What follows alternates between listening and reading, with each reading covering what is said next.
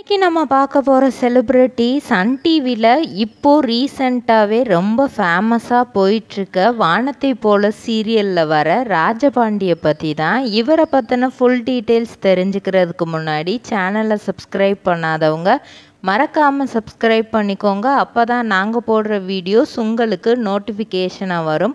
வாங்க வீடியோக்குள்ளே போகலாம். வானத்தை போல சீரியலை பொறுத்த வரைக்கும் அண்ணன் தங்கச்சி சென்டிமெண்ட்டை வச்சு பாசத்தை வச்சு உருவான ஒரு கதை தான். அதில் இருக்கிற அண்ணனும் தங்கச்சியும் எத்தனையோ முறை மாற்றிட்டாங்க. ஆனால் ராஜபாண்டி அப்படிங்கிற கேரக்டர் அவர் ஃபஸ்ட்டு இருந்தே அப்படியே தான் இருக்கிறாரு. அவர் துளசியை ஸ்டார்டிங்கில் இருந்தே லவ் பண்ணுவார். சின்ன பிள்ளையிலேருந்தே துளசி நம்மளுக்கு தான் அப்படின்னு லவ் பண்ணுவார். இடையில வேற ஒரு மாப்பிள்ளை பார்க்குறா அப்படிங்கும்போது துளசியை நம்ம தான் எப்படியாவது கல்யாணம் பண்ணணும் அப்படின்ட்டு சண்டை போட்டுட்டு அவர் கல்யாணம் பண்ணுவார். ஆனால் அதுக்கப்புறம் அவங்க துளசி மேலே வச்சுருக்கிற காதல் எவ்வளோ தூரம் இருக்குது அப்படிங்கிறத துளசியும் புரிஞ்சுக்கிட்டு இப்போ ரொம்பவே சந்தோஷமாக சேர்ந்து வாழ்ந்துட்டுருக்காங்க. ஸோ இந்த கேரக்டரில் ராஜபாண்டி கேரக்டரில் நடிக்கிறவரோட உண்மையான பேர் அஸ்வின் கார்த்திக். இவர் 1988 ஜூலை மாதம் 23 சென்னை பெசன்ட் நகரில் தான் பிறக்கிறாரு. 90s இருந்த மிகப்பெரிய கோரியோகிராஃபரோட பையன்தான் இவர். இவங்களோட அம்மா ரீசண்டாக சன் டிவியில் நடந்த அவார்ட் ஷோக்கு கூட சர்ப்ரைஸாக வந்திருப்பாங்க. அவங்க அஸ்வின் கார்த்திகை செல்லம்மா நானா அப்படின்னு தான் கூப்பிடுவாங்க. இவரை பலருக்கும் கார்த்திக் அப்படின்னு தெரியும். அஸ்வின் கார்த்திக் அப்படிங்கிற ஃபுல் நேம் தெரியாது. அவங்க அம்மா இந்த பேரையும் விட்டுட்டு நானா அப்படின்னு தான் கூப்பிடுவாங்க. அவங்களுக்காக தான் இவர் டிகிரியே முடித்தாராம். ஏன்னா இவருக்கு சின்னதுலேருந்தே போலீஸ் ஆகணும்னு ஆசையாம். ஸோ போலீஸுக்கு நம்ம ஸ்கூல் மட்டும் படித்தா போதும் அப்படிங்கிறத மட்டும் யோசிச்சுட்டு இருந்தவர் அவங்க அம்மா நீ எப்படியாவது 12th முடிச்சிரு, அதுக்கப்புறம் உன்னோட போலீஸ் கனவை நிறைவேற்றிக்கலாம் அப்படின்னு சொல்லியிருக்காங்க. 12th முடிச்சுட்டு இவரோட மார்க்கெல்லாம் வந்துச்சு. ஓரளவுக்கு ஆவரேஜான மார்க் எடுத்திருக்கிறாரு. அதுக்கப்புறமா அவங்க அம்மா தம்பி நீ ஒரு டிகிரி மட்டும் முடிச்சிருப்பா, அதுக்கப்புறம் நீ பெரிய பெரிய லெவலுக்கு போயிடலாம் அப்படின்னு சொல்லியிருக்கிறாங்க. ஏதோ ஒரு டிகிரி உனக்கு பிடிச்சதை நீ படி, ஆனால் டிகிரி கண்டிப்பாக படித்தே ஆகணும் அப்படின்னு சொல்லிட்டாங்களாம். சரி நம்ம என்ன பண்ணுறது அப்படின்னு சொல்லிட்டு அந்த டைமில் 12th முடித்தோடனே இவர் ரொம்ப அசால்ட்டாக இருந்திருக்கிறாரு. நம்ம போலீஸ் தானே ஆக போகிறோம் அப்படின்ட்டு எல்லாமே சீட்டு ஃபில் ஆயிடுச்சான். அதனால் ஹோட்டல் அண்ட் கேட்ரிங் மேனேஜ்மெண்ட் எடுத்து படிச்சிருக்கிறாரு.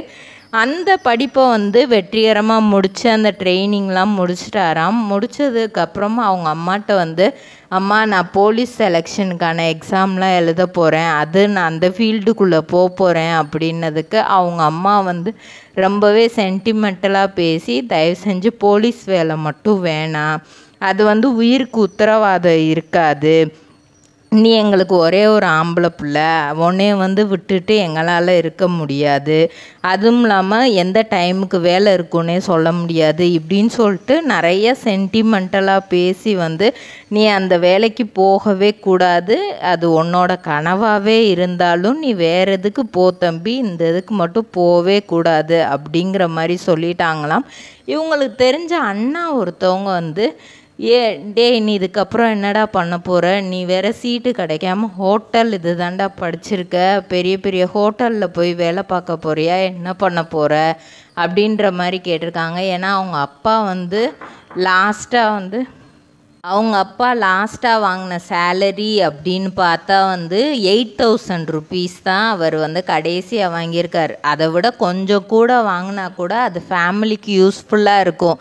எப்படி பார்த்தாலும் என்னோட கனவு அப்படிங்கிறது இதாயிடுச்சு. ஸோ நான் எனக்கு இனிமேல் என்னன்னாலும் எனக்கு கிடைக்கிற ஜாப் நான் பண்ணிக்கிறேன் அப்படிங்கிற மாதிரி அவர் யோசிச்சிருக்காரு. 8,000 விட கொஞ்சம் கூட இருந்தாலே ஓகே தான். அப்படிங்கும்போது நீ தான் நல்லா பேசுகிறியேடா, அதனால் டிவியில் ஏதாவது ட்ரை பண்ணு அப்படிங்கிற மாதிரி சொல்லியிருக்காங்க. ஸோ என்ன பண்ணலாம் அப்படின்னு யோசிக்கும்போது ராஜ் டிவியில் போய், அப்போது ராஜ் டிவி ரொம்ப ஃபேமஸ்லாம் கிடையாது. ஸோ ராஜ் டிவியில் போய் இவர் வந்து ஆங்கரிங் சான்ஸ் வந்து கேட்குறாரு. அந்த ஷோவோட ப்ரொடியூசர் வந்து இந்த மாதிரி கொஞ்ச நேரம் ரொம்பவே சைலண்ட்டாக இருந்துட்டு மேலேருந்து கீழே வரைக்கும் பார்த்துருக்காரு. இவர் யோசிச்சிருக்காரு, என்னடா நம்ம ஏதோ நம்ம ஃபஸ்ட்டு ஆங்கரிங் தானே கேட்டோம், அதுக்கே வந்து இவர் இவ்வளோ சைலண்ட்டாக இருந்து நம்மளை மேலேருந்து கீழே வரைக்கும் பார்க்குறாரு அப்படின்ற மாதிரிலாம் யோசிச்சிருக்காரு.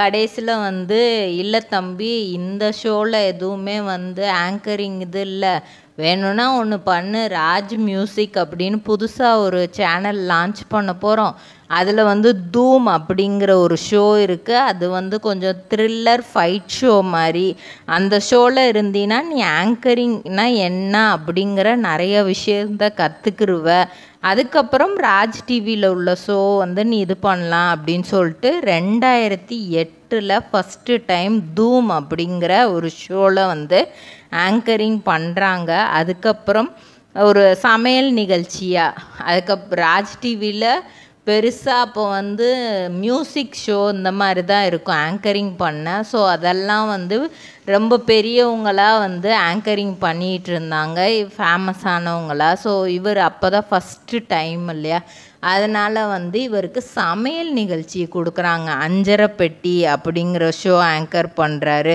அதுக்கப்புறம் எங்கேயும் சமையல் அப்படின்னு இது பண்ணுறாரு. அந்த டைமில் தான் வந்து ரக்ஷனோட அறிமுகம் கிடைக்கிது. ரக்ஷன் வந்து அப்போது ரொம்பவே சின்ன பையன்தான், காலேஜ் டைம், அவர் காலேஜ் படிச்சுட்டு இருந்த டைமு.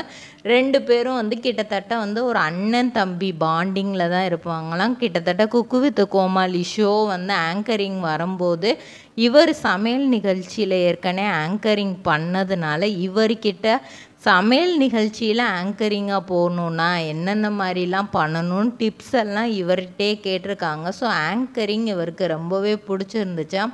அப்போது அந்த ஆங்கரிங் பண்ணிகிட்டு இருக்கும்போது தான் வந்து விஜய் டிவியிலேருந்து புது கவிதை அப்படிங்கிற ஒரு சீரியலில் இவருக்கு வந்து சான்ஸ் கிடைக்கிது. இவர் கொஞ்சம் ரக்கட் பாய் மாதிரி இருக்கிறதுனால, நீ வந்து வில்லன் கேரக்டருக்கு நல்லா இருப்பப்பா, நீ நடிக்கிறியா அப்படின்னு அந்த டைரக்டர் கேட்டிருக்காரு. ஸோ இவரும் அதை ஓகே பண்ணிட்டு போய் நடிச்சிட்டு வந்துட்டு இருந்திருக்காரு. அதை வச்சு தான் அடுத்து சரவணன் மீனாட்சியில் வந்து பாண்டி அப்படிங்கிற ரோல் வந்து நம்ம விஜய் சித்ராவோட சேர்ந்து இவர் பண்ணியிருப்பார். எல்லாருமே வந்து என்ன நினைக்கிறாங்கன்னா, சரவணன் மீனாட்சியில் தான் இவர் ஃபஸ்ட்டு இன்ட்ரோ அப்படின்னு நினைக்கிறாங்க. ஆனால் அதுக்கு முன்னாடியே புது கவிதையில் இவர் வில்லனாக பண்ணியிருப்பார்.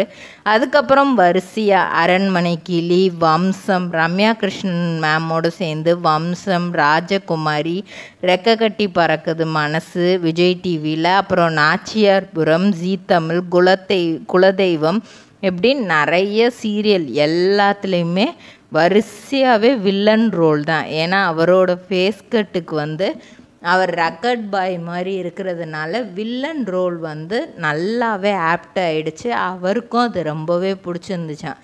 இது வந்து நம்ம ஒரு கட்டத்தில் நம்ம நடிக்க போயிடலாமா, இதே மாதிரி வில்லன் ரோல் நடிக்க போயிடலாமா அப்படின்னு யோசிக்கும்போது அவர் மைண்டில் வந்த ஆன்சர் வந்து நோ அப்படின்றது தான் இருந்துதான். ஆங்கரிங் பிடிச்சிருந்துச்சு, அதை பண்ணோம். அப்போ வந்து 12,000 கொடுத்தாங்க சேலரி, இப்போது அதை விட அதிகமாக கொடுக்குறாங்க. வில்லன் ரோல் எல்லாருக்கும் பிடிச்சிருக்கு, நம்மளை ஒரு வில்லனாகவே பார்க்குறாங்க, இதுலேயே நம்ம செட் ஆகிக்கலாம் அப்படின்னு தான் இருந்திருக்கிறாரு. அப்போது வானத்தை போல டைரக்டர் வந்து திரும்ப கதை சொல்லியிருக்கிறாரு. இந்த மாதிரி ஒரு அண்ணன் தங்கச்சி பாண்டிங்கு, அந்த தங்கச்சியை வந்து நீங்கள் லவ் பண்ணணும், ஃபஸ்ட்டு வில்லன் மாதிரி தெரிவிங்க, அப்புறம் நல்லவங்க மாதிரி இருப்பீங்க அப்படிங்கும்போது யோசித்து பார்த்துருக்காரு. ரொம்ப வில்லன் அதுக்கப்புறம் நல்லவங்க மாதிரி ஓகே நம்ம பண்ணுவோம், சன் டிவி நம்மளுக்கு நிறையா ஆப்பர்ச்சுனிட்டி கொடுத்துருக்குறாங்க, நம்ம கிடைச்ச சான்ஸை விட வேண்டாம், நம்ம பண்ணிகிட்டே இருப்போம் அப்படின்னு சொல்லிட்டு அதுக்கும் ஓகே பண்ணி அதுலேயும் நடிக்க ஆரம்பிக்கிறாரு. ராஜபாண்டி அப்படிங்கிற ரோல் வந்து ரொம்பவே ஃபேமஸ் ஆகுது. இவருக்கு பி நெகட்டிவ் பிளட் குரூப்பாக.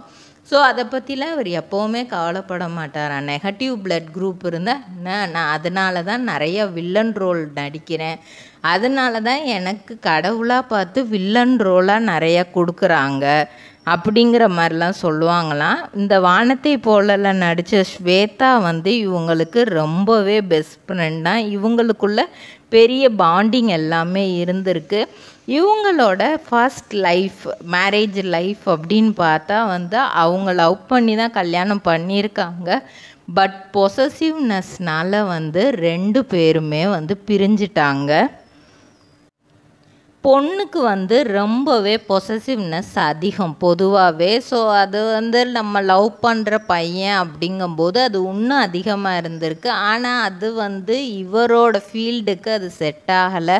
சீரியலில் யாரோட ரொம்ப க்ளோஸாக நடித்தாலும், யாரை லவ் பண்ணுற மாதிரி நடித்தாலும், ஒரு ரொமான்டிக் சீன் பண்ணுற மாதிரி நடித்தாலும் அவங்களுக்கு அது சுத்தமாக பிடிக்கல. ஸோ அந்த மேரேஜ் வந்து வெளி உலகத்துக்கு பெருசாக தெரியல. அந்த மேரேஜை வந்து அவ்வளோ பிரம்மாண்டமாக அவங்க நடத்தவும் இல்லை. பொசசிவ்னஸ்னால அந்த லைஃப் அது அப்படியே முடிஞ்சிடுச்சு. அதுக்கப்புறம் இப்போது ரீசண்டாக ஒரு 1-1.5 இயர்ஸுக்கு முன்னாடி இன்ஸ்டாகிராமில் வந்து இந்த மாதிரி வேறு ஒரு ரீப்ளேஸ்மெண்ட்டுக்காக வந்து யாராவது நடிக்கிறதுக்கு தேவைப்பட்டிருக்காங்க இவங்களோட ஒரு சீரியலுக்கு. ஸோ இவரும் வந்து நிறைய போஸ்ட் போட்டிருக்காரு, நிறைய ஃப்ரெண்ட்ஸுக்கு ஷேர் பண்ணியிருக்காரு. அப்போது இந்த பொண்ணுக்கும் இப்போ ஃப்ரெண்டான காயத்ரிக்கும் இவர் ஷேர் பண்ணியிருக்கிறாரு. அதுக்கப்புறம் அவங்களாவே வந்து நிறையா விஷயங்கள், நீங்கள் சாப்பிட்டீங்களா, என்ன பண்ணுறீங்க, எப்படி இருக்கீங்க, இந்த மாதிரி வந்து கான்வர்சேஷன் இவங்கக்குள்ளே போக இவங்க ஃபஸ்ட்டு ஃப்ரெண்டாகிறாங்க. அதுக்கப்புறம் ஃபஸ்ட்டு காயத்ரி தான் இவர்கிட்ட வந்து ப்ரொப்போஸ் பண்ணுறாங்க, எனக்கு உங்களை மேரேஜ் பண்ணிக்கிற ஆசை அப்படின்னு சொல்லிட்டு. அவர் சொல்லிட்டாராம், இல்லைப்பா, என்னோடய பாஸ்ட் லைஃப் வந்து எனக்கு இப்படிலாம் ஆயிடுச்சு, பொசசிவ்னஸ்ங்கிறதுனால என்னோடய லைஃபே போயிடுச்சு, அதனால் வந்து நான் இப்போது இருக்கிற மாதிரியே இருந்துக்கிறேன், எனக்கு வேற ஒரு லைஃப் வேண்டாம் அப்படின்ட்டுருக்காங்க. கிட்டத்தட்ட 1 இயர் வந்து அவங்க கன்வின்ஸ் பண்ண ட்ரை பண்ணியிருக்காங்க. ஏன்னா அவங்க வந்து 1997, இவர் 1988, கிட்டத்தட்ட 9 இயர்ஸ் டிஃப்ரென்ஸ் வேறு. இந்த டிஃப்ரென்ஸ் இருக்கும்போது நம்ம கல்யாணம் பண்ணுறது அவ்வளோ ஒன்று எனக்கு சரிப்படலை அப்படின்னும் போது அவர் கொஞ்சம் கொஞ்சமாக அவரை கன்வின்ஸ் பண்ணி, அதுக்கப்புறம் இவங்களுக்கு வந்து அப்பா அம்மா கிடையாது, இறந்து போயிட்டாங்க. ஸோ ஒரு அண்ணன் மட்டும்தான்.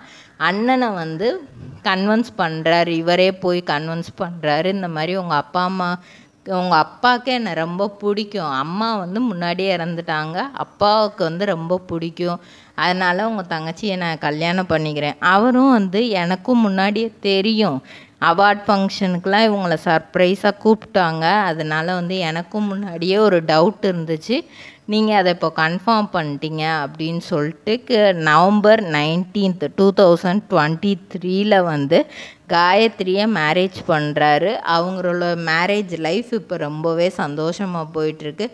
இந்த மேரேஜ் லைஃப் எந்தவித பிரச்சனையும் இல்லாமல் ஸ்மூத்தாக ரொம்ப நாள் லைஃப் லாங் அது போகணும் அப்படின்னு நம்ம சேனல் சார்பாக அவங்கள வந்து வாழ்த்திடுவோம். இதே மாதிரி பல செலிப்ரிட்டிஸோட பயோகிராஃபி தெரிஞ்சுக்கிற சேனலை மறக்காமல் சப்ஸ்கிரைப் பண்ணிக்கோங்க.